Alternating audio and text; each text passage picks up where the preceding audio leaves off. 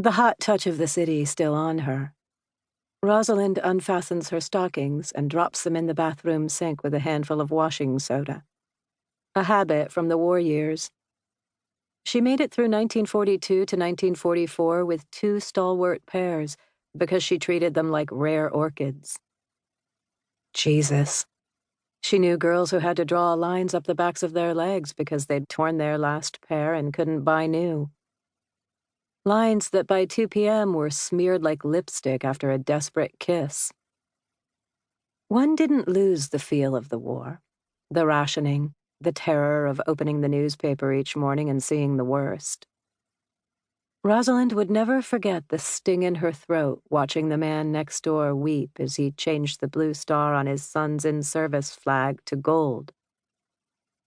There were no sons in her family, but she and Louisa did their bit. For a while, Louisa polished torpedoes in a defense plant. And what Rosalind did, one might say, ended the war altogether. But she knows it will haunt her until she dies. These days, she stands behind the used and antique jewelry counter at Marshall Field's department store, sorting and selling.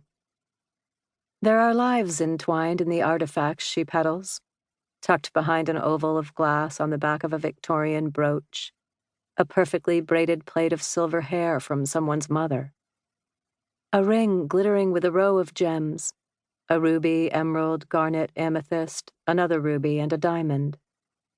The first letters of each spelling regard. Georgian men gave these rings to women they loved but couldn't marry. Rosalind can't help wondering about a woman who'd wear evidence of love she could never fully possess. Rosalind is a scientist. After the war, returning GIs took the important jobs back from women. You can go now, we've returned. Chances are she'd have lost her spot even if things hadn't gone wrong with Weaver. It doesn't mean she doesn't miss her days in the lab. On her way home, stepping out of Fields tonight, tired and sad, she passed an extraordinarily tall man leaning against the summer frolic window.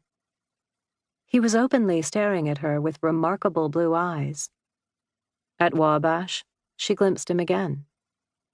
When she crossed Erie, there he was, his fedora pulled low over his brow, hurrying to catch the light.